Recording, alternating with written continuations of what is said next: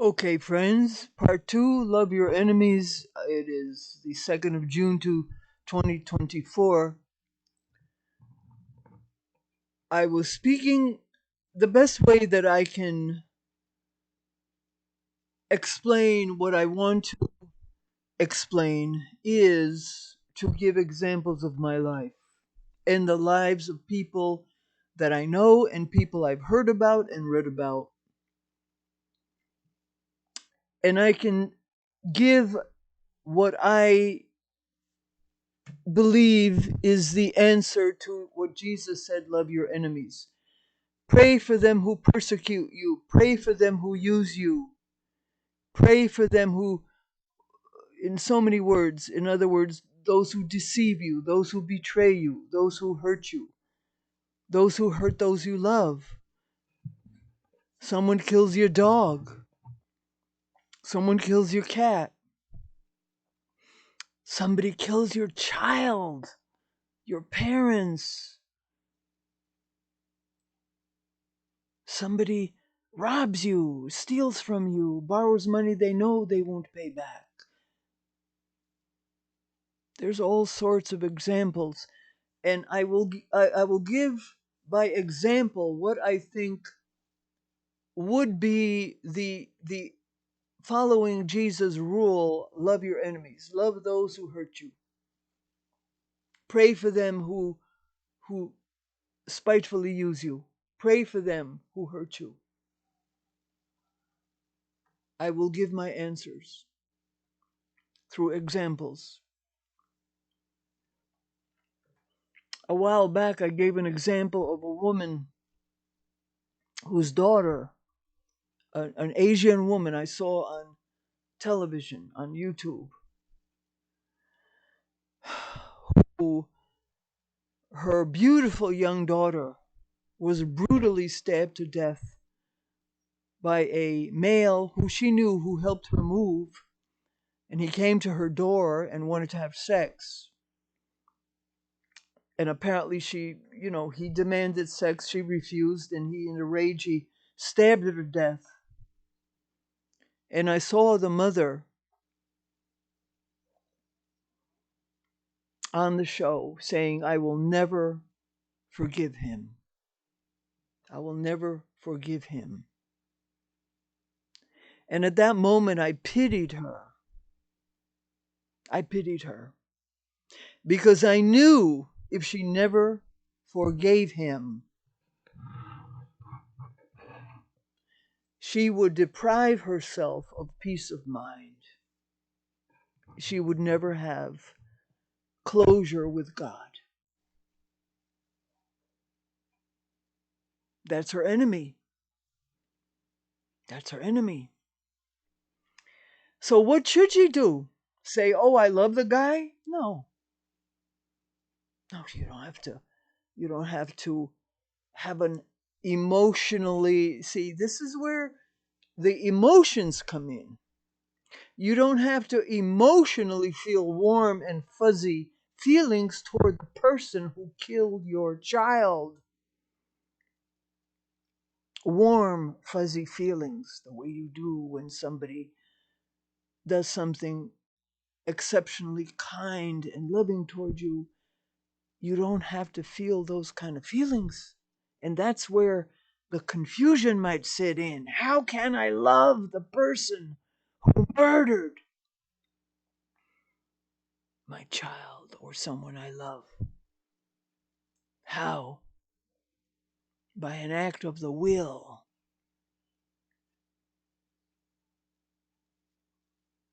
Talk yourself into it.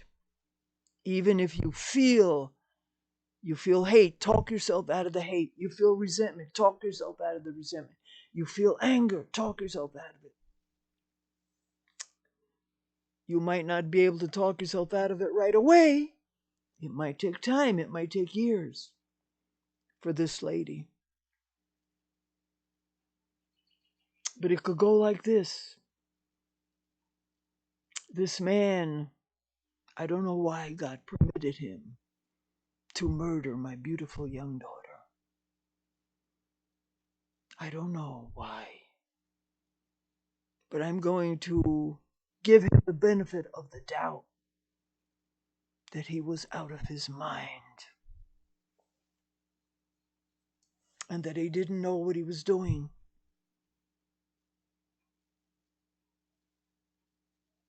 And God permitted it because God gives people free will. And my daughter was kind and naive enough to open the door to him just because he helped her move, not anticipating that he would demand sex and he would go into a rage. She had no idea. She was innocent. She was just being kind by opening the door, and she got death for it. God, I cannot change my feelings of pain. I feel pain, God. I feel pain. But I'm going to ask you, God, I'm going to ask you to forgive that man, for he knew not what he was doing. I ask you, if I know it'll be hard to take it away from me, but take away my hate. Take away my anger and my hate. Because my anger and my hate will not bring my daughter back, and it will not do any good. It will not help anyone, certainly not me. I cannot enter into heaven with hate and anger in my heart and mind. I cannot enter heaven when the time comes and I die with this hate and anger. I will have to work it off in purgatory. So I'm asking you now, God, to take away this hate and anger, if possible. If not possible, even though I feel terrible, I want to forgive. I want my will is that you forgive this person. You see, your act of will is what God will take into consideration. And God will then forgive you your sins. Because remember, it also says, forgive us as we forgive our transgressors. See, if you don't forgive people what they did to you, God can't forgive you, and you can't forgive yourself. Maybe a best way to put it is you can't forgive yourself for your sins, because God is within us, and it is, I believe it's the immediate God in some cases within us that either forgives or withholds forgiveness, that gives us grace or withholds grace. Because the God within us is the electrical wire that's connected to the big wire in the sky, and God works through this wire, through this portal, through this window of opportunity. And the God within us is always there, observing us, knowing every minutiae of what we do. The good, the bad, and the ugly. God knows what we are thinking. I mean, the Almighty knows, and the Almighty is present within us in a immediate form. But the Almighty is everywhere, and that's a part of the Almighty is within us. The God Self, the big S-E-L-F, the God Self is within us, knows everything. Even your feelings, our secret feelings of hate and anger and resentment and pride and vanity and uncaring and cold-heartedness and cursing and wishing evil on someone. God sees that. God knows that. And God can choose not to forgive if we don't forgive others. God can choose not to show mercy if we don't show mercy to others. What are more examples? There's so many in my life, and so many I can think of by watching. Forensic Files was my favorite. I must have seen 100 of them. looking at all the wankers from Gordon Ramsay's shows, looking at the stupid, angry, lazy, ungrateful people that he helps. He helps with tough love. Boy, does he help with tough love. And Robert Irvine followed in his footsteps, and John Taffer, Taffer, Robert Irvine, Irvine. Robert Irvine is an Englishman. John Taffer is an American. He's a big Jewish guy, and he rescues bars. And Robert Irvine had a show called Restaurant Impossible, which was my favorite until I found out that many of these people walked in the shoes and footsteps of Gordon Ramsay. I didn't know that because I had never seen Gordon Ramsay. And then when I saw that, I started watching Gordon Ramsay's Kitchen Nightmares, and I saw the wankers. He comes in and he straightens out people who are lazy, or some of them aren't lazy, some of them are but if they have a filthy, dirty kitchen filled with rotting food, yes, they're lazy and they're not taking care of their responsibilities. Yes, they've done something wrong. Yes, some of them have given up hope. They've given up.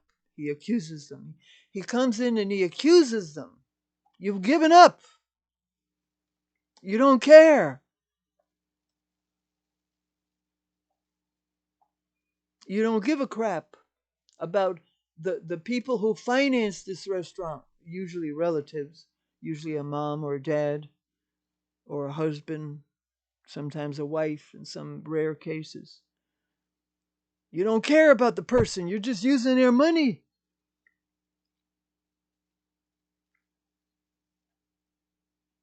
And you're not doing the right thing. He's tough. He's tough love. And they deny it. They deny it. They deny it. They keep the premises dirty, filthy. He accuses them. He shows them. He demonstrates the cobwebs. He demonstrates the filth.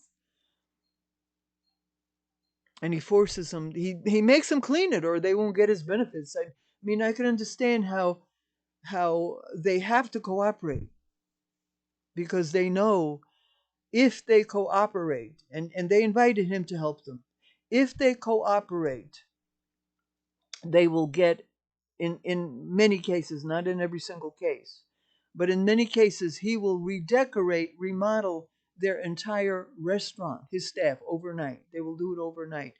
And that would cost them in real life something like $100,000 average. They're getting $100,000 of refurbishing and services for free from Gordon Ramsay. Now, in some cases, they don't need to be remodeled, but they desperately need new refrigeration and new stoves and new equipment to take orders and to view orders from the servers to the kitchen. He gives them a new system, a new expensive system, and along with he gives them whatever they need. So they know. So I believe this is why they eventually give in. If they didn't give in to him accusing them, if they didn't do what he tells them to, in some cases they have to buckle down, and they and their staff have to clean the filth of their back room, their so-called cold room, refrigerator room unit, and they have to clean all the ovens and all the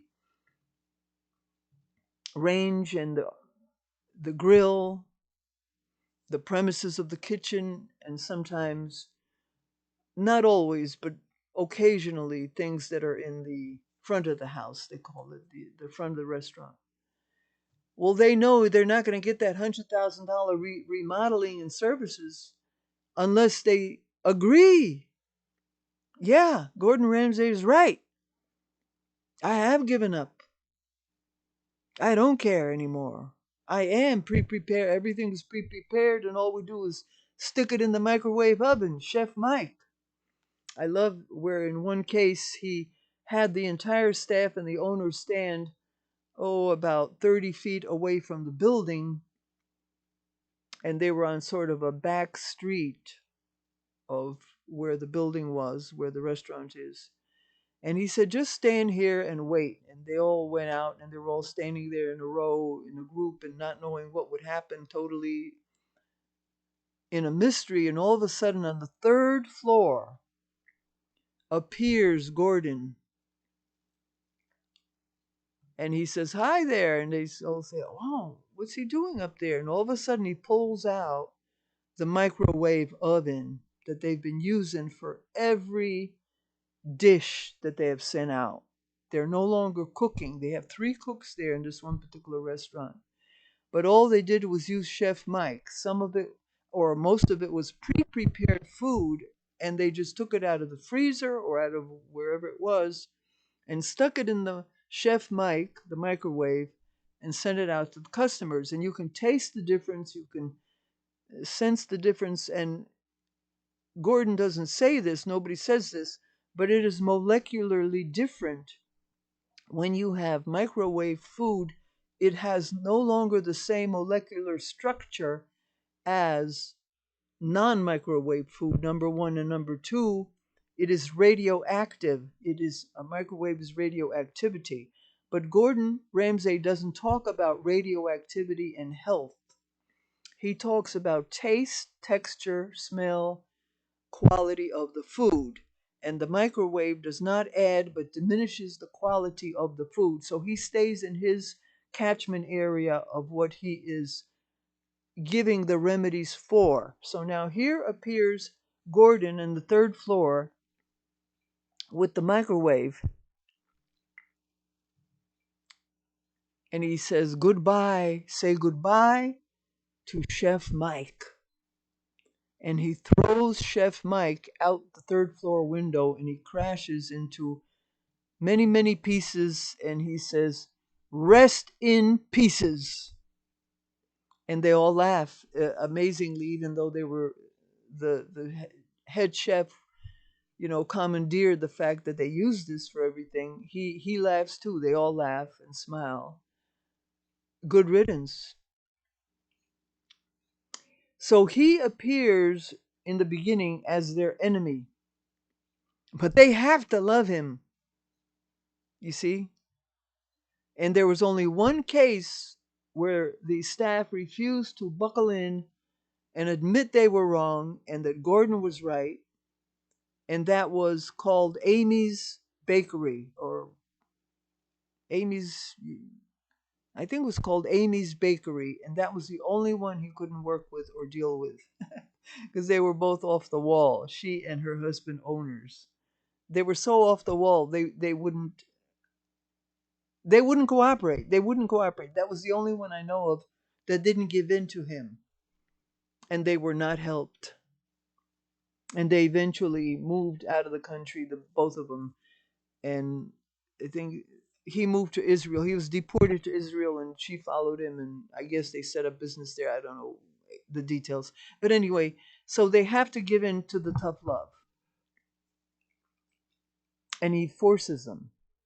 But he is brutal, and they threaten him. I have heard people say one man where he was telling the daughter, and an Italian, he was telling the daughter and the head chef, he was telling them everything that they were doing wrong, and the dad was muttering, somebody ought to break his legs, somebody's going to break his legs. In another case, another Italian said, I don't know how he's still alive, I ought to kill him, something like that. And another guy said, I got to leave or else I'm going to rip your head off. And some of them stay quiet, they don't say a word, because they know what's coming. They know he's going to remodel, redecorate, give them a new menu, and he does that with every restaurant. He has to give each restaurant a new menu. There's never been a restaurant that I can think of that I saw so far that did not have bad food, where the food was good. It's always primarily the food is no good. That's why people aren't coming. There's other factors, but it's usually 99.9% of the cases the food is either horrible or not good. Usually horrible. And his standards are very, very high. So that's tough love. But many of them see him as their enemy, and they threaten him, or they threaten him behind his back, not always to his face. They don't say, I'm going to kill you, to his face. They mutter behind his back. But they're carrying a microphone with them that hears everything they say, and also some of the relatives that are back in the kitchen or outside or in the front of the house or somewhere around. They all have microphones in them, and the mic picks up everything they're muttering and saying under their breath behind his back. And a lot of them say horrible things against Gordon. He's their enemy.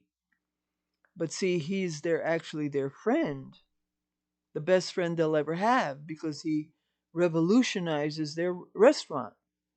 Okay, nobody said that you have to go around telling everybody what's wrong with them. It's not your ministry. See, this is his ministry. Now, if you're a priest or a minister and you're doing confession and people come to you with their sins, then you have to address their sins, and you have to give them some sort of a penance. A lot of times the penance is only it's not in the old days they used to give people strong penances like Lady Godiva. Because of her sins, the priest told her that she had to ride down the street on a horse naked in front of all the townspeople to make up for her sins. And but she had long hair down to her waist, so she covered a lot of her body with her hair. This is a story I heard, Lady Godiva. Well, they don't give penances like that anymore. That was, I don't know when, in the medieval days. Today it's, say, 5 Our Fathers, 5 Hail Marys, 10 Hail Marys, things like that. They don't come up with any inventive penances. But supposedly, if you have stolen money from someone, you have to, before you're forgiven, you have to give back the money. But then you'll say, but that person died. I can't give him back his money. So you have to make restitution. Like if you did something that you can do restitution for, you have to do restitution. Now, how do you do restitution if you're a rapist? I don't know. I wouldn't know. I mean, I don't hear confessions. And I don't know what a priest would say. It's a good question. Good question. I think a good restitution was the woman you raped, give her $5,000. That would be good restitution, and do it anonymously, just to do and put a note with the money. This is from someone who hurt you, wants to make up for it. And that would cleanse your sin, wouldn't it? Yeah, there you go. There's a real penance. Instead of 10 Our Fathers, 10 Hail Marys, there's a real restitution. Okay, what about the men who raped me? Yes, I was raped. I was date raped, and I was conned into a rape, like veiled threats. And if you don't give in to me, well, this is what I did something to my last girlfriend who hurt me, and maybe the same thing will happen to you. That means he beat her up or hurt her or something, and then you have to give in. That's a threat. So you're being raped. I had a girlfriend who was a porno star, and she was raped many times when she hitchhiked, or several times when she hitchhiked, because she was hitchhiking a lot at that time when she was young. And she said she didn't know it was rape. She didn't know it was rape. Okay, what do I do about all the rapes? And by all, I don't mean 100 rapes, but there were probably, I don't know, if you count date rapes and conning rapes, um, like a man pretended to give me a very valuable paint. He was a very famous painter. His painting sold for 27,000 or more per painting. This was in the old days. This is the 60s. He said, if you make love to me, I will give you one of my paintings. So I said, well, he's not that ugly. I'll do it. So I did it. He made a new one. He painted a new one for me. I should have taken one of his old ones, but I wasn't thinking. This is what I mean by being conned. So I took it to an art appraiser to ask how much it was worth, and he said, it isn't signed. It isn't worth anything. See, so this man did that on purpose. He raped me in the guise of giving me a valuable painting. It was a small painting. It wasn't big. It was small. But his paintings this would have cost a few $1,000s if he had signed it. So I threw the painting in the garbage. So he raped me. So what do I think about him? How do I forgive? He's my enemy. He was my enemy. What do I think about him? Well, I think I pity him. I pity him that he had to have that much malice, that he could have just put his name to the painting and he would have given me something valuable, but instead he chose to rape me. So what state is his soul in? What state is his soul in? So my correct view of him is to pity him and to say, Jesus, God, please do not hold this against him on my sake. On my sake, I forgive him and I let it go. Do not punish him for me. If you want to punish him, that's up to you, but don't do it for me. Follow? So that would be the correct viewpoint of love your enemies there. Okay, I'll give another example of love your enemies. I have a man who has been my enemy for many years. 50 years. It's a love-hate relationship. He was attracted to me. He wanted to do sex to me, but I chose not to do sex to him. We were making out, but it was stopped by someone caught us in the act, someone else that I was attracted to and wanted to be with. And so I threw him over, this particular man, I threw him over for the other guy. This man who I threw over became one of the most famous men in the world. And I was partially in a business that he also was in. We were both in the same business.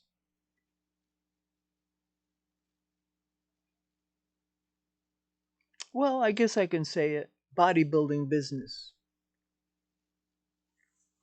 He's been in other businesses and I've been in other businesses, but we both coincided together on the same stage in the bodybuilding business. This man for 50 years has been my enemy in depriving me of recognition because he's so powerful in the field of bodybuilding. He's so powerful. He's been so influential that he influenced who got recognition, who was deprived of recognition, who got work, who got money, who was written up in encyclopedias, and who was not written up in the encyclopedias, who got kudos, who got accolades, and who got none. I was the foundress of female bodybuilding. I was finally recognized by the Dan Lurie's World Bodybuilding Guild in 2007 and given the award, the progenitor of modern competitive female bodybuilding. And this is after I presented my case to them written as to the exact history and the dates and the times and the places where I did what I did to get it established. And my case was so worthy that is why they gave me the award, progenitor. But this man made sure that my effort, which I had put forward by the grace of God, and it's important. The grace of God is important because I could not have done it as a human. I broke down the iron doors of the bodybuilding idea. I'm not going to get into every detail on this, but I broke down the doors by the grace of God. And God had established by working through the media. But this man, because I had refused him sex, made sure my name was not in the Encyclopedia Britannica. And he made sure that all his friends and people he knew and people he hobnobbed with and people who cooperated with him and loved him, they were all put into the Wikipedia account of the history of female bodybuilding, but I am absent because of his influence. And when I found that out, and I never investigated that, I never thought about it, but when somebody pointed it out to me, I was dismayed and I was pretty miserable. And I wanted to do something about it. But my inner voice said, do nothing. And I said, why? Why do I do nothing? It's not fair. They wrote me out of female bodybuilding because of this man who I refused to have sex with 50 years ago. And God said, don't worry about it. Don't worry about it. It's only recognition. You don't need it. You did what you had to do. You obeyed God. You got it established. That's all you need to concern yourself about, not the recognition of the world. And then I remembered when Satan said to Jesus, I will give you all the kingdoms of the world and their glory if you will bow down and worship me. And Jesus refused. Thou shalt worship the Lord thy God, and him alone shalt thou serve. Begone, Satan. And I thought, wanting recognition when I already did it, but wanting the accolades, wanting to be written up in Britannica. And in Britannica, they put the foundress of female bodybuilding was Pudgy Stockton. Pudgy Stockton was in the 50s. The 50s. And they just skipped over my participation in what I did. And I did the work before before they held the first contest. I did what had to be done for them to hold the first contest. In late 1977, a guy named McGee in Canton, Ohio, held a contest. That was the first female bodybuilding contest. Doris Barlow, who later became my enemy, was in it, and she lost. And she called herself the Empress of female bodybuilding. There were so many contenders to the throne, and so many false prophets, and so many false foundresses after me. I have the proof. That's why they gave me the Progenitor Award, because I have the proof. What I did is the proof. You should see my book. There's a book, The Origin and Decline of Female Bodybuilding. The Origin and Decline of Female Bodybuilding, under the name Kelly Everts. Kelly Everts. That was my stage name during the years I was in show business, active. This man still holds a grudge against me that he made sure that I was not recognized, accepted, and I'm afraid to say any more details because then you'll guess who he is, and I don't want to say his name. I don't want to make this a public statement about him, but I just want to show you an example. So, like I said, for a while it haunted me. I'd say for about a month. I couldn't get it out of my mind when I found out he had made sure they wrote me out of female bodybuilding. And his well, no, never mind. I can't tell you any more details. So it haunted me, and God kept saying, "Don't worry about it. Don't think about it. It's not important." And why should I want recognition by the world? You see, God has given me my recognition because God knows. I did it for female empowerment. I did it for women. I did it to help women. I did it to help women. To help women find their strength, to help women find their aggressiveness, their courage, their their machisma, change their image from passive, compliant, feminine, passive, I'll do anything you say, afraid of men, into the strong, aggressive, I hold, no candle. Nobody is going to lord it over me and command me and tell me what to do with my children and myself. I will stand on my own 2 feet. I have muscles. I'm going to develop them. You're not going to tell me I cannot develop my muscles. That was the idea. And it changed the world. It changed the world. So, how do I think about this man? For a while, I was obsessed while I felt hate. Well, maybe not hate, but I felt dislike, a strong dislike for the man. And when I felt this dislike and resentment, he had power over me. Yes, yes, you see, that's how it works. He had power over me. He hurt me. And that is what he wanted to do. You understand? He wanted to hurt me. And he tried to make another woman get the accolades and recognition that I deserved. He tried to get this other woman to get the accolades. And for a while she did, but then it ended for her. It ended because she didn't deserve the accolades I needed to get. She didn't deserve them. She deserved some recognition, but not the kind that I needed to get as the one and only first one. So he had power over me because I was hurting. Now, eventually, I got over it by just not doing anything, by obeying God. God said, do nothing. So I did nothing. And as I did nothing, little by little by little, I just forgot about him. And now I never think about him. And I just forgot about him. I didn't think about him. And I didn't think about the situation. I put my mind on God, not on the problem.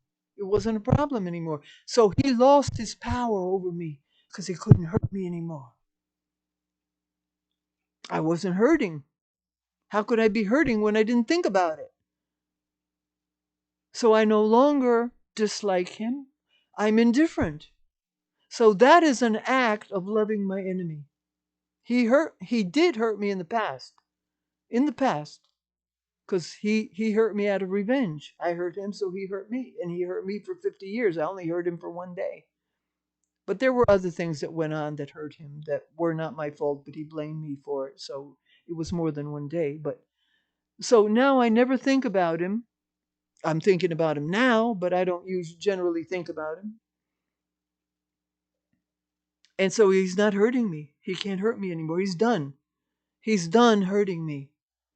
I only care about what I did for the sake of what God wanted. And God uses me for certain things. God uses me to accomplish certain things. God used me to preach in front of the White House. I get no credit for that.